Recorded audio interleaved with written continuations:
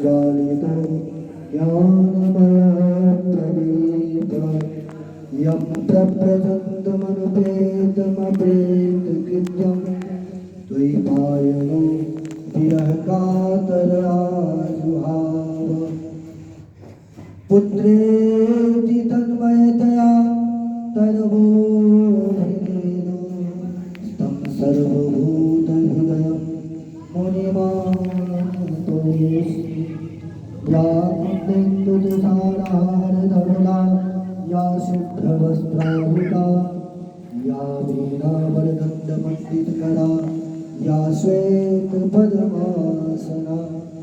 या ब्रह्माच्युतशङ्करप्रभृतिर्देवैः सदा वन्दिता सा मां पातु सरस्वती भगवती निःशेषजाड्यापहा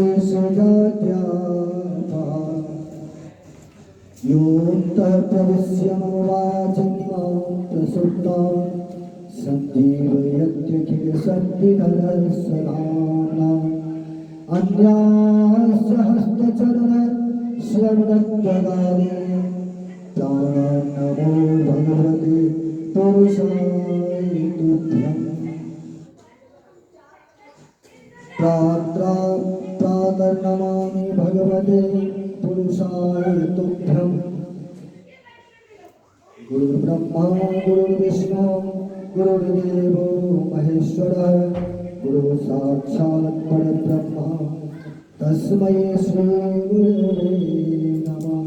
गोविंदा बिहारी लाल की जय, भागवत भगवान की जय, व्यासी महाराज की जय, सुखदेव भगवान की जय, श्रोतावता समाज की जय, ब्राह्मण देवता की जय, गो माता की जय, श्यामा मैया की जय। तो आज से जैसे कि हम सभी भक्तों को पता है, ज्ञात है, श्रीमद् भागवत सप्ताह ज्ञान यज्ञ का जो अनुष्ठान है यहाँ प्रारंभ होने जा रहा है। और आप लोगों से मैं ये बहुत खुशी के साथ कहना चाहता हूँ कि जहाँ पर श्रीमद् भागवत कथा होता है वो तीर्थ स्वरूप वो जगह हो जाता है।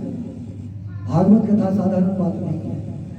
आप लोग ये भी सोच रहे होंगे कि कैसे ये एकाएक शुरू हो गया, ये तो बच्चों जैसा खेल है। परसों की ये बात है, परसों ही ये राजन जी के मन में आया। अब ये ठाकुर जी की प्रेरणा समझिए या वो स्थूल रूप से उनके मन में उत्पन्न होकर के बोले ये कथा करवाओ। परसों की तो बात है और आज शुरू हो गई कथा। तो कथा ऐसी चीज है, एक बार की बात है कि शंकर जी और पार्वती दोनों निकले थे कहीं घूमने के लिए। वो तो हमेशा विचरण करते रहते। तो एक जगह को देख करके जहाँ पर एक मंदिर था, बहुत सारे भगवान उसमें स्थापित थे, तो वहाँ भगवान भोलेनाथ ने साष्टांग प्रणाम किया, पार्वती भी प्रणाम की। अब कोई पति पत्नी साथ में जा रहे हों और पति किसी को प्रणाम करे तो विवशता बस, चाहे जैसे भी हो, मन में हो या नहीं हो, अनमने से भी तो प्रणाम करना ही चाहिए, करना ही पड़ता है। कि मेरे पति देवता ने प्रणाम किया है तो मैं कैसे प्रणाम नहीं करूं। तो पार्वती ने प्रणाम किया। फिर कुछ दूर जाने के बाद एक खाली जगह था, जैसे अपने बगल में ये ठीक है गाड़ी वाड़ी लगी हुई है ऐसे ही था। तो भगवान वहाँ भी प्रणाम किए, पार्वती वहाँ भी प्रणाम किए।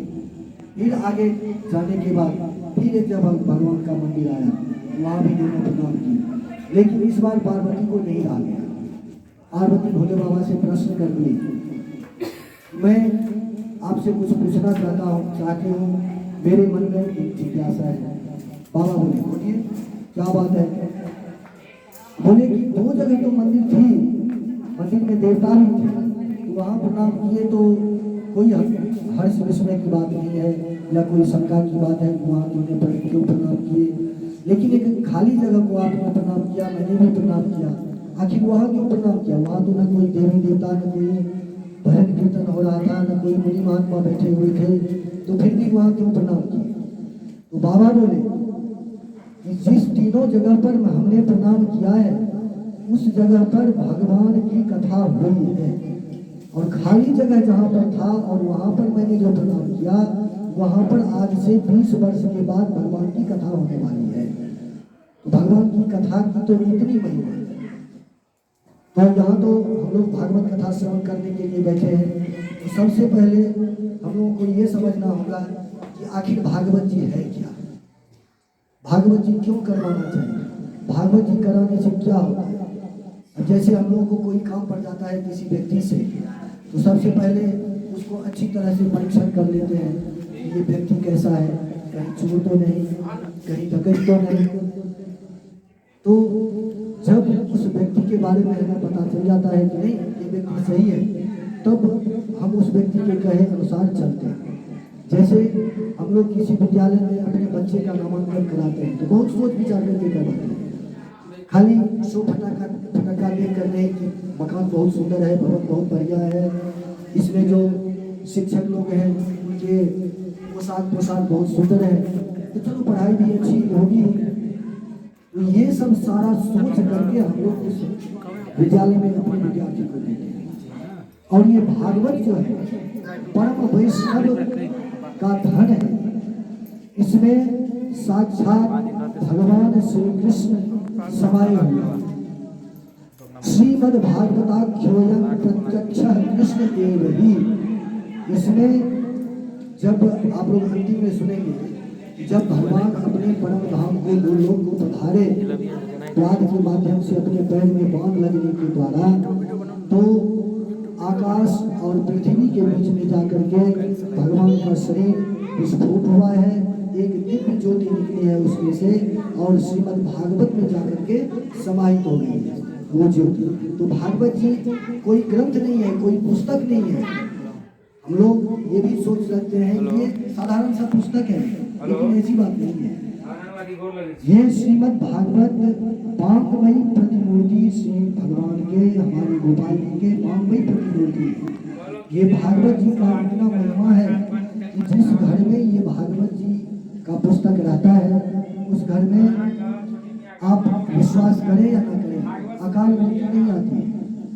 उस घर में कोई विपत्ति नहीं आती है, क्योंकि आती भी है तो तक जाती है बिना प्रयास। तो भागवत जी ये चीज है। इसमें कहा गया है, एकादश स्कंद में आया है कि जिस घर में भागवत जी की पूजा रोज हो, आप पढ़ें या न पढ़ें, कम से कम हम आप सुबह स्नान करते हैं, स्नान करने के बाद जैसे अपनी ठाकुर बाड़ी में सभी देवी देवताओं का पूजन करते हैं, ज़्यादा से ज़्यादा और कुछ नहीं करना है, एक अगरबत्ती आप भागवत जी को दिखा दीजिए, एक फूल चढ़ा दीजिए, दंडवत प्रणाम कर दीजिए, बस हो गई इसकी पूजा। एक भी श्लोक जो कि हम पाठ करते हैं, जैसे कृष्णाय वासुदेवाय हरे परमात्मने प्रणतः कृष्णाय गोविंदाय, इस श्लोक का बहुत बड़ा महिमा है। कृष्णाय वासुदेवाय हरे परमात्मने, हरे कहा गया है परमात्मा को, प्रणतः कृष्णाय गोविंदाय नमः। ऐसे भगवान को हम प्रणाम करते हैं जो सभी प्रकार के हमारे ऊपर जो क्लेश है उसका हरण करें। तो इस श्लोक का इतना महत्व। तो श्रीमद् भागवत महापुराण है। भागवत में भागवत 4 चीजें बस। और सबसे पहली बात ये कि भागवत की पूरी कथा जो है इसमें है भक्ति, ज्ञान, वैराग्य की कथा अंत में आती है।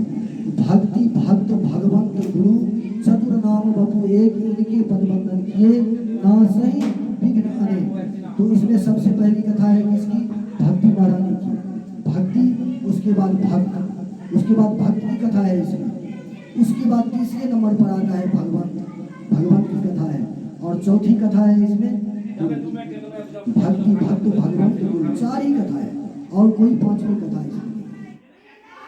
तो भागवत जी में श्रीमद् भागवत, आप जितने भी ग्रंथ देखे जैसे गरुड़ पुराण, शिव पुराण, लेकिन श्रीमद् किसी में नहीं लगा हुआ है, श्रीमद् मात्र श्री भागवत जी में ही लगा हुआ है। श्री का मतलब क्या होता है? श्री का मतलब होता है लक्ष्मी। तो सबसे पहले लक्ष्मी का वास है इसमें, लक्ष्मी की छत्र छाया है। श्रीमद् भागवत, भा से भक्ति, गौ से ज्ञान, वो से वैराग्य और तो से यदि हमारे अंदर भक्ति ज्ञान और वैराग्य आ जाए तो हमारा क्या होगा, हम तर जाते हैं, हमारा उद्धार हो जाता है, हमारा कल्याण हो जाता है। ये जो कलयुग में इस पृथ्वी पर आवागमन का चक्कर है उससे हमारी मुक्ति हो जाती है। तो यही है भागवत। तो सबसे पहला इसमें श्लोक आता है, ओम नमो भगवते वासुदेवाय, कृष्णं नारायणं वन्दे, कृष्णं वन्दे व्रजप्रियं, कृष्णं द्वैपायनं वन्दे, कृष्णं वन्दे त्रिधासुतम्। सच्चिदानंद रूपाय विश्वोत्पत्त्यादिहेतवे तापत्रय विनाशाय श्रीकृष्णाय वयं नमः। श्रीमद् भागवत महापुराण में 18,000 श्लोक है, 12 स्कंद है और इसमें 75,000 ये अक्षर है। इससे समाहित करके भगवान व्यास जी ने इस भागवत महापुराण की रचना की है। तो सबसे पहले सच्चिदानंद उपाय तो सच्चिदानंद क्या है? सत, चित और आनंद, यही हुआ सच्चिदानंद। सच्चिदानंद का यदि वो किया जाए, संधि विच्छेद किया जाए तो क्या होता है? सत, चित और आनंद, सच्चिदानंद। सत्य जो, चित जो, आनंद बराबर सच्चिदानंद। तो सबसे पहला इसमें आता है सत्य। तो जो सत्य हो हमेशा, जिसका आदि भी सत्य, मध्य भी सत्य और अंत भी सत्य, तो सत्य। चित कहते हैं कि अभी जैसे हम कथा करने के लिए बैठे हैं, चाहे अभी घर में चले जाए, अंधेरा है, तो अंधेरा से जब हम बाहर से घर में जाते हैं तो अंधेरा है, जब तक हम स्विच नहीं देंगे, बल्ब नहीं जलाएंगे, तब तक हमें घर में कुछ भी दिखाई नहीं देती है, कुछ भी नहीं दिखाएगा। तो सबसे पहले हम क्या करते हैं, बोर्ड में स्विच देते हैं कि घर में प्रकाश हो, उसके माध्यम से हम घर में प्रवेश करें और जो जहाँ चीज रखा हुआ है उसको हम देखें कि कहाँ कौन सा चीज रखा हुआ है। तो प्रकाश हमको जरूरत पड़ा प्रकाश लेना पड़ा हमको, चाहे जहाँ कहीं से भी। यहाँ जो हम घर में बल्ब जलाते हैं उसका तो बिल भरते हैं, उसका शुल्क देते हैं, लेकिन भगवान जो है सच्चिदानंद, उनको किसी भी तरह की सहायता किसी से लेने की आवश्यकता नहीं है। यदि उनको प्रकाश की आवश्यकता हो तो स्वयं प्रकाशमान है। तो ऐसे जो सच्चिदानंद भगवान, जिनको किसी भी तरह की आवश्यकता बाहरी नहीं पड़ती है, सब कुछ अपने में ही समाहित है, जिसकी कृपा दृष्टि से ही इस संसार की रचना, पालन और संहार हो जाता है। तो ऐसे जो परमात्मा जो आनंद रूप है, तो आनंद किसको कहते हैं? सच्चिदानंद रूपाय विश्वोत्पत्त्यादिहेतवे। तो सत्य क्या मतलब हो गया? सत्य जो हमेशा त्रिकालाबाधित जो सत्य है, जो तीनों काल में सत्य है, जिनका आदि मध्य और अंत तीनों सत्य है, और जो अपने में चित्त मतलब अपने अंदर ही सब कुछ समाये हुए हैं, उनको किसी भी प्रकार की बाहरी जरूरत नहीं है, पड़ती ही नहीं है। और आनंद, तो आनंद किसको कहते हैं? अभी ठंड पड़ रही है तो हर घर में जिनको भगवान ने सब कुछ दिया है, कोई हीटर लगाए हुए हैं, वो जलने वाला, कोई गर्म वाष्प निकलता है वो लगाए हुए हैं, तो सोचेंगे कि हम ठंड से बच गए तो आनंद में, तो वो आनंद नहीं है। किसके घर पुत्र नहीं है तो पुत्र की प्राप्ति हो गई तो बोलते हैं कि बड़ा आनंद हुआ, फलाने आदमी को पुत्र नहीं था, चाहे पुत्री नहीं थी, एक संतति हो गई तो आनंद हो गया। ये भी आनंद नहीं है। किसी को भोजन नहीं मिल रहा है, कहीं से आया भरपेट भोजन, 56 प्रकार का भोजन मिल गया, बोलते हैं कि बड़ा सुंदर भोजन मिला तो हम आनंदित हैं, तो आनंद नहीं हुआ।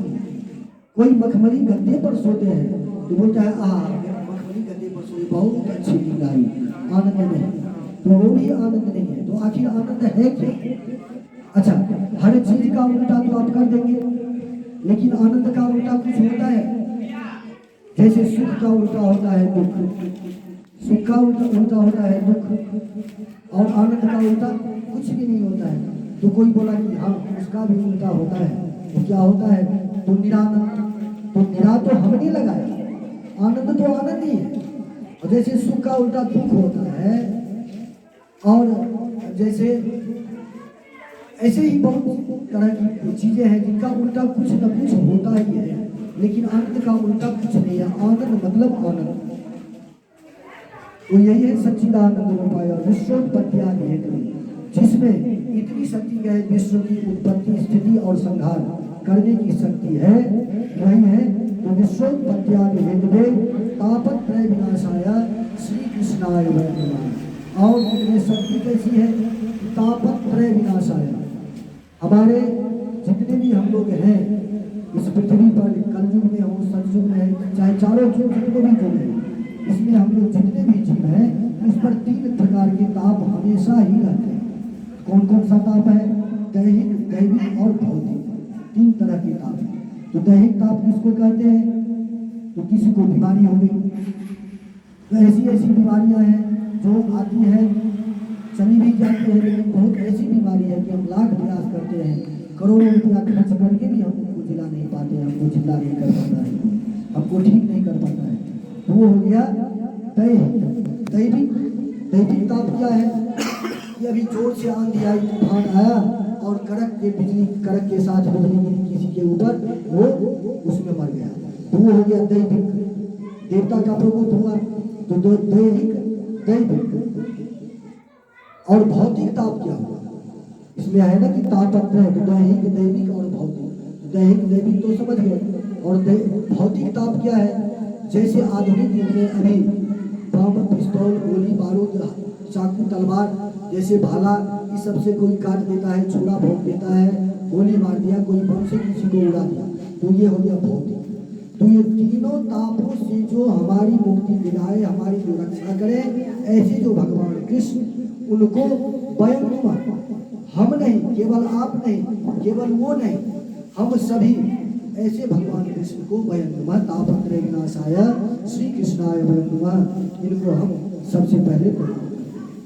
अब दूसरा श्लोक में, इसमें व्यास जी के जो पुत्र हैं, जिन्होंने इस पृथ्वी पर सबसे पहले कथा सुनाई परीक्षित जी को, उनका वर्णन किया है। यम प्रव्रजन्तमनुपेतमपेत कृत्यं द्वैपायनो विरह कातर आजुहाव पुत्रेति तन्मयतया तरबोधिदेदुस् तं सर्वभूतहृदयं मुनिमानतोऽस्मि।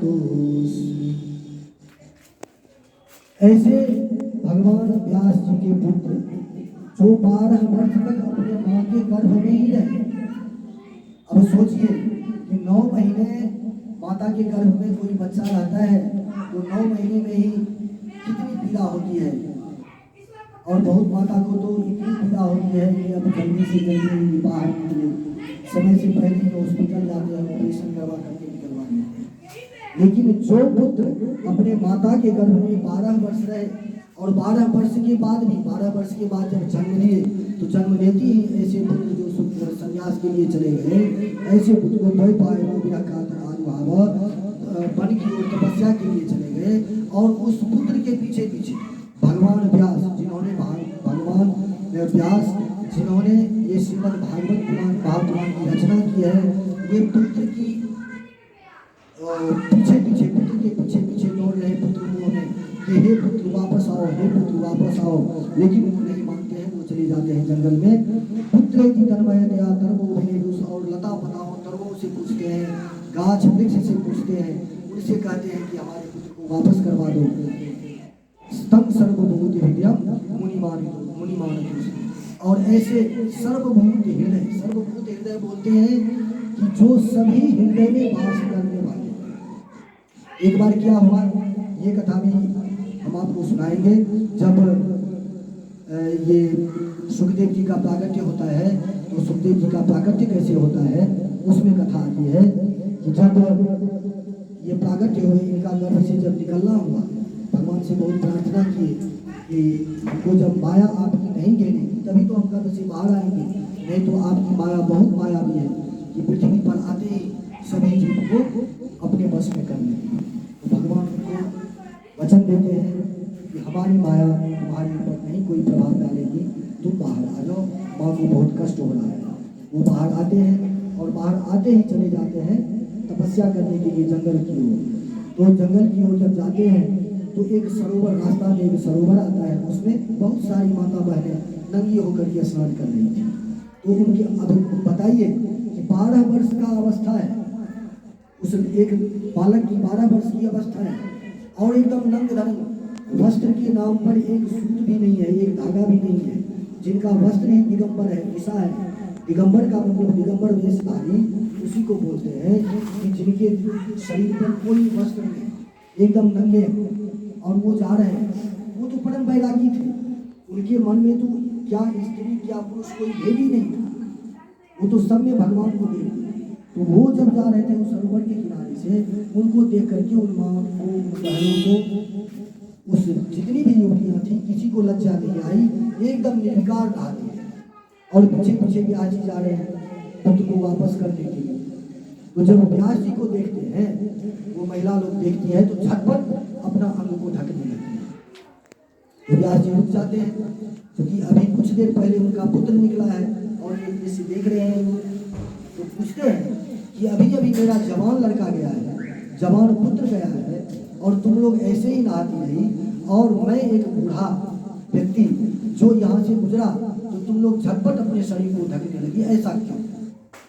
तो युवती ने उत्तर दिया कि प्रभु, यदि बुरा न माने तो आपकी नज़र में स्त्री और पुरुष है, लेकिन अभी जो आगे आपका पुत्र गया है उसके नज़र में स्त्री और पुरुष कुछ है ही नहीं, न वो स्त्री समझते हैं न पुरुष समझते हैं, उसमें सब प्रभु को देखते हैं, सब में उसको प्रभु ही, गोपाल के ही दिखता है, मेरे ठाकुर ही दिखते हैं।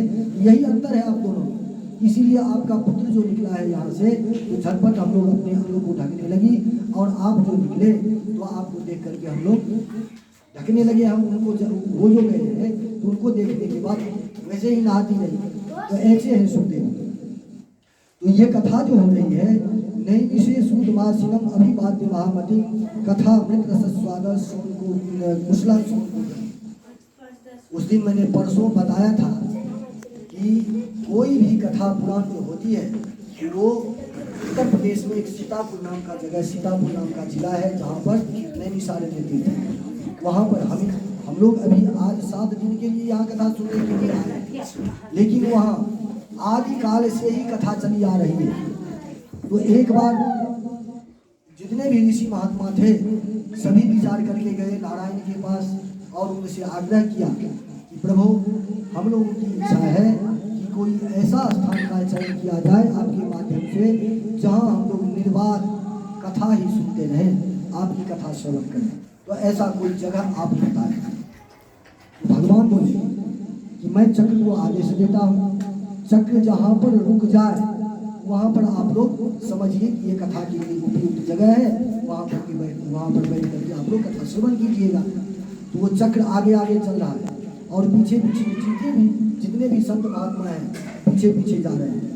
जब उत्तर प्रदेश के सीतापुर नाम के जिला में वो जगह आता है नैमिषारण्य तीर्थ, वो जगह जब आया तो वो चक्र निमिष मात्र के लिए, निमिष बोलते हैं अपने पलक को झपकाने में जितना समय लगता है उसको बोलते हैं निमिष।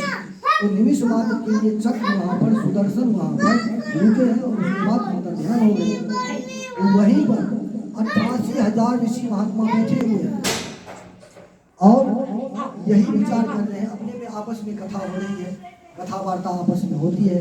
और उसमें अब आज की तो बात है नहीं, बहुत पहले की बात है। एक ऋषि का आयु है, किसी का लाख वर्ष, किसी का 1000 वर्ष, किसी का करोड़ों वर्ष, इतने वर्ष के वहाँ पर ऋषि महात्मा बैठे हुए हैं। उसी बीच में शौनक जी कहते हैं कि उसी बीच में सूत जी का आगमन होता है।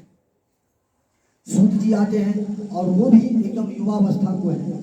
वो जब आते हैं तो जितने भी ऋषि महात्मा हैं उठ करके खड़े हो जाते हैं और सभी उनको अभिवादन करते हैं, दंडवत प्रणाम करने लगते हैं। तो सूत जी बोलते हैं कि आप लोग हमें देख करके, मैं तो आप लोगों के सामने बच्चा हूँ, मुझे देख करके आप लोग क्यों खड़े हो गए? तो बोले कि आप कहने को तो बच्चे हैं, लेकिन आयु से नहीं होता है। जो ज्ञान में बड़ा हो वो सबसे बड़ा होता है। धन में बड़ा बड़ा नहीं होता है, बुद्धि में बड़ा नहीं होता है। बुद्धि और ज्ञान में बहुत फर्क है। जो अपने ज्ञान से और ज्ञान से भी ऊपर होता है विवेक। जो विवेक से जो व्यक्ति कोई काम करता है उसके काम में गलती नहीं होती, और झटपट में आए कुछ न कुछ कर दिए तो ये बुद्धिमत्ता की बात नहीं हुई, ये ज्ञानी व्यक्ति का बात नहीं हुआ। तो बोलते हैं कि आप हम लोगों में युवान तो है, उम्र में छोटे हैं, लेकिन आपका ज्ञान कैसा है